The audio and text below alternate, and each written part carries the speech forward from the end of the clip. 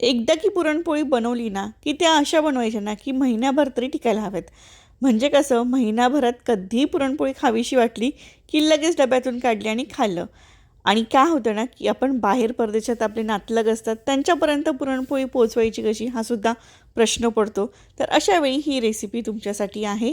कशी बनवायची, कशी टिकवायची, साहित्य काय काय लागणार आहे, सगळं काही आजच्या या व्हिडिओमध्ये तुम्हाला सांगणार आहे. व्हिडिओ स्किप न करता शेवटपर्यंत पाहत राहायचं. तर मग सुरुवात करूया. पुरणपोळी म्हटलं की आली चण्याची डाळ. तर त्यासाठी घेतली आहे मी 1 कप इतकी चण्याची डाळ. चण्याची डाळ शिजवायची नाही आहे तर ती भाजून घ्यायची आहे, कारण की आपल्याला ही पुरी महिनाभर तरी टिकवायची आहे. चणा डाळ ना छानपैकी खमंग अशी भाजून घ्यायची आहे. खूप जास्त भाजायची नाही आहे, मीडियम गॅसवर छान अशी तिचं मॉइश्चर जाईपर्यंत भाजून घ्यायची. आता गार व्हायला साईडला ठेवून देते. चण्याची डाळ घेतली. आता घ्यायची आहे तांदूळ. कुठल्याही क्वालिटीचे तांदूळ घ्या. छान तांदूळ घ्यायचे आहेत, धुवायचे वगैरे नाही आहेत, तसेच घ्यायचे आहेत आणि ते सुद्धा छान खमंग भाजून घ्यायचे आहेत. थोडेसे तांदूळ फुगले की कळतं की आपल्याला हे तांदूळ झालेत. तर मस्तपैकी असेच तांदूळ घ्यायचे आहेत आणि ते भाजून घ्यायचे आहेत. आता इथे झालेले आहेत भाजून. आता मी हे साईडला काढून ठेवते. आता दोनही गोष्टी गरम आहेत, त्या थोड्याशा नॉर्मल टेम्परेचरला आल्या की ह्या दळून घ्यायच्या आहेत. मिक्सरमध्ये बारीक पटकन दळून होतात. खूप बारीक पीठ करायचं नाही आहे, अगदी बारीक रवा जसं असतो ना आपला तसंच करायचं आहे. आता यानंतर हे गार होते तोपर्यंत मी गुळाचा पाक बनवून घेते.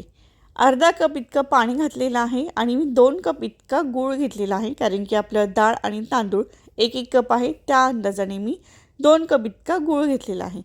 तर गूळ वितळून घ्यायचा आहे. गूळ वितळतो तोपर्यंत मी हे गार होतं आता त्याचं मी पीठ करून घेते. आता हे झाली सारणाची तयारी. आता आपल्याला वरच्या कवरची तयारी करायची आहे. तर त्यासाठी मी घेतलेला इथे 2 कप इतका मैदा घेतलेला आहे मी आणि त्यानंतर घेतलेला आहे 1 कप इतका बारीक रवा.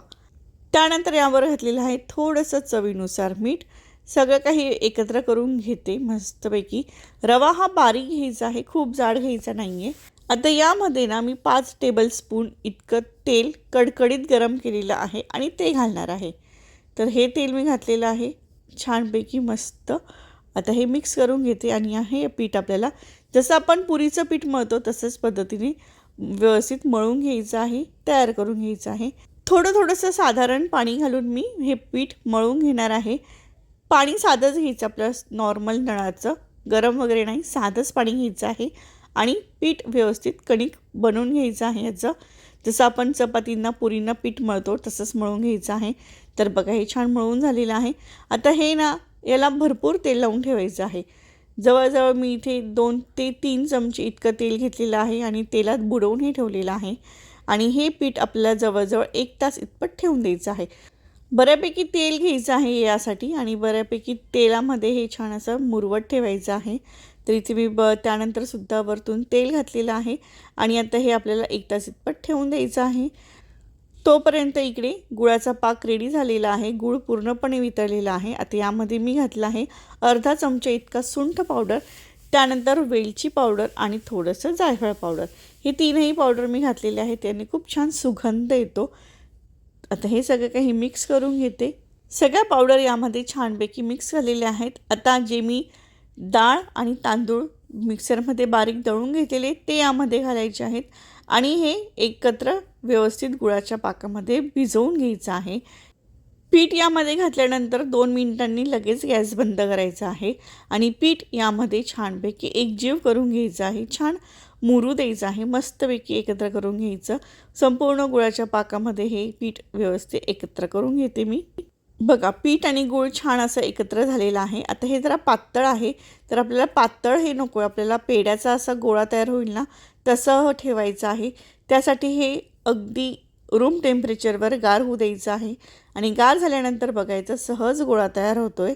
तर मस्तपैकी असे गोळे बनवायचे आहेत आणि आपल्याला त्या पुरीमध्ये भरायचे आहेत. आता यावरचं आवरणाचं सुद्धा कणिक तयार झालेलं आहे. आता आपण जसं नॉर्मली पुऱ्या बनवतो, करंजी बनवतो, त्याच पद्धतीने करंजी बनवायच्या आहेत ह्या पुरणाच्या.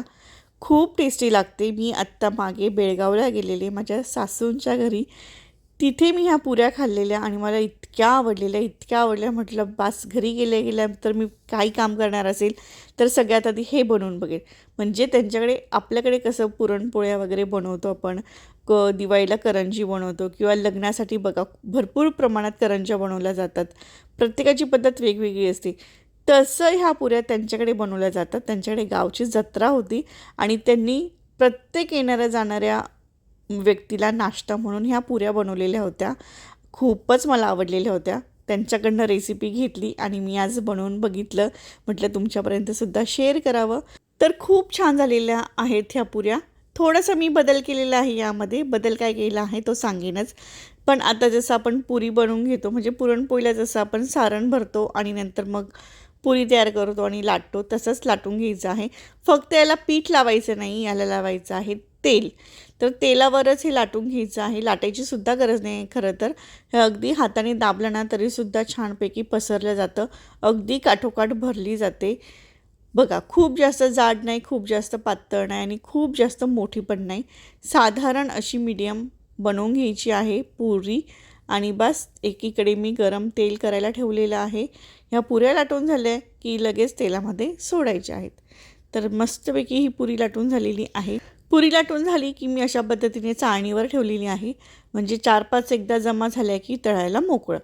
तर अशा पद्धतीनेच सगळे काही पुऱ्या लाटून घ्यायच्या आहेत. ही पुरणपोळीच आहे पण एका वेगळ्या फॉर्ममध्ये आहे. खूपच भारी लागते. मला तर प्रचंड आवडली. तुम्हालासुद्धा नक्की आवडेल. तर बघा अशा पद्धतीने मी सगळ्या काही पुऱ्या बनवून घेतलेल्या आहेत. दुसऱ्या बाजूला मी गॅसवर तेल तापायला ठेवलेलं आहे कढईमध्ये. अगदी कडकडीत तेल तापवून घ्यायचं आहे आणि कडकडीत तेलामध्ये ह्या पुऱ्या सोडायच्या आहेत. लगेच चमचा घालायचा नाही आहे. जेव्हा पुरी पूर्णपणे फुगून वरती येईल त्यानंतरच ती पलटवण्यासाठी चमचा तेलामध्ये घालायचा आहे. तर बघा खूप छान होते, पटकन होते. दोघी बाजूने छानपैकी पुरी तळून घ्यायची आहे आणि कढईमधून बाहेर काढायची आहे. आता दुसरीसुद्धा पुरी मी तुम्हाला तळून दाखवते. अशाच पद्धतीने मी सगळ्या ज्या पुऱ्या बनवलेल्या होत्या त्या सगळ्या काही तळवून घेतल्या. आता मी काय बदल केलेला होता मगाशी तुम्हाला सांगितलं की मी यामध्ये थोडासा बदल केलेला आहे.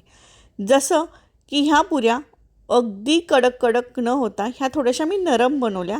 म्हणजे ह्या काही दिवसातच 8 दिवस तरी इतक्या टिकतील. पण जर तुम्हाला महिनाभर ह्या पुऱ्या टिकायच्या असतील तर जसं आपण करंजी बनवताना जसं पीठ मिळतो मैद्यासाठी आवरण जे बनवतो त्या पद्धतीने बनवून घ्यायचं आहे आणि तळून घ्यायचं आहे. प्रोसेस सगळी सेम असणार आहे. फक्त वरचं जे आवरण आहे त्याची पिठाची पद्धत थोडीशी बदलणार आहे. अशा पुऱ्या जर तुम्ही बनवल्या सेम करंजी फक्त सारण हे असं जर तुम्ही बनवलं तर ह्या पुरणपोळ्या अगदी महिनाभर तुम्हाला टिकणार आहेत. तर आता माझ्या ह्या छान मस्त पुरणाच्या नरम गरमागरम पुऱ्या तयार आहेत आणि ह्या खायच्या कशा सांगू. मस्तपैकी पुरी घ्यायची. छान अशी गरमागरम पुरी झालेली आहे. ती छान अशी फोडायची. अगदी टम्म फुगलेली आणि अगदी मस्त ही गरमागरम पुरी खूपच छान झालेली आहे. चवीला खूपच भारी लागते. म्हणजे पुरणपोळीच आपण खातोय असं समजायचं. पुरणपोळीच आहे फक्त बनवण्याची पद्धत थोडीशी वेगळी आहे. जास्त टिकाऊ आहे असं तुम्ही म्हणा हवं तर. तर ही खायची कशी आहे. गरमागरम पुरी फोडायची. यावर घालायचं भरपूर सारं साजूक तूप आणि मस्तपैकी एन्जॉय करायची पुरणपुरी. तर ही रेसिपी बेसिकली बेळगाव महाराष्ट्र त्या भागातली आहे आणि याला तिकडे बोलतात तेलची. मी तर बाबा पहिल्यांदाच बघितलं आणि पहिल्यांदाच खाल्लं. खापराच्या पुऱ्या आपल्याकडे बनवतात. भरपूर मटकाच्या पुरणपोळ्या बनवलेल्या आहेत. सगळ्या प्रकारच्या पुरणपोळ्या मी खाल्लेल्या आहेत. पण ही काय पुरणपोळी, ही पुरणपुरी मी जी काय खाल्ली ना बास म्हणजे माझं तर जीवच जडला याच्यावर. इतकी टेस्टी, इतकी भारी होते आणि मेन म्हणजे ही टिकते फार. म्हणजे कधीही पुरणपोळी खावीशी वाटली की बास डब्यातनं छानपैकी पुरी काढायची, त्यावर तूप घालायचं आणि मस्तपैकी एन्जॉय करायचं. तर ही आहे बेळगावची तेलची आणि माझ्या भाषेत म्हणाल तर पुरणपुरी. खूप टेस्टी होते. महिनाभर इतपत टिकते. कुणालाही पाठवू शकतात. बाहेर देशात पाठवू शकतात. हॉस्टेलला मुलं असतील त्यांना पाठवू शकतात. मस्तपैकी बनवायची आणि मस्तपैकी एन्जॉय करायची. तर माझ्या सगळ्या काही पुऱ्या तळून झालेल्या आहेत. छानपैकी सगळ्यांनी पटापट संपवलेल्या आहेत. सगळ्यांना खूप आवडलेल्या आहेत. तर अशी ही आजची रेसिपी तुमच्यापर्यंत मी पोचवलेली आहे बेळगावची.